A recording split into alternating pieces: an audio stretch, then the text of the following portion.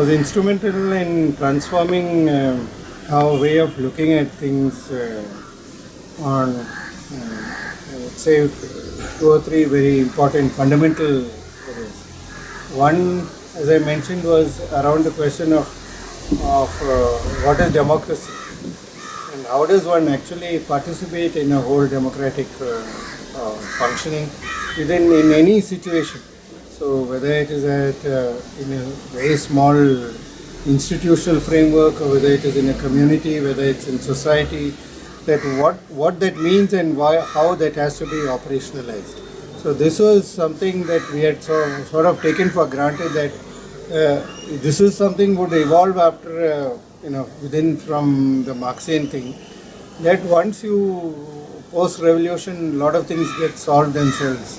But the fact that you had to start looking at these things right at the very beginning if you wanted to actually have it in some sense at the later stage was a revelation that came through our association with ASEAN. This was very important. The second thing is this question of conflict, class conflict, for instance. Because for us,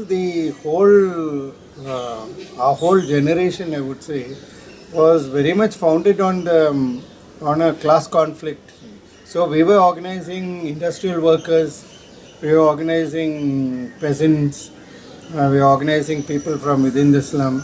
It was basically within that whole Marxian framework that it said that there is a class conflict and one had to work towards it. That whole view completely changed with our association with that one doesn't have to go in for that kind of a conflict in order to resolve the social issues. And also that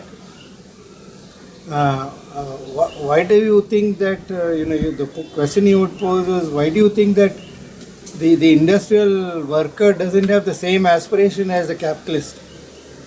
You see? So given a chance, would he or would he not do the same thing? Now, these were very shocking questions for us because we had never thought of them.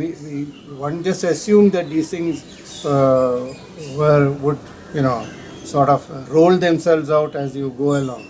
But the fact is that these questions had to be asked. So, then in the Dalit question, for instance. So, what does the Dalit want when it comes to, when he's talking about being free? So, we realize that like Srinivas says, see, it is a process of Sanskritization that he was, and we saw this also in the whole, because when one of the villages that we were directly working was a Dalit village, and we could see this thing happening, but we were not able to really understand it, you see. So given these things that you don't have to go into a conflict mode in order to resolve a particular situation, that you can bring in people from all across the board and try to come in, have a completely different situation or where one understands, more from a humanitarian point of view rather than from a purely, conflict position. This was a completely new idea that came with our association with ASEAN.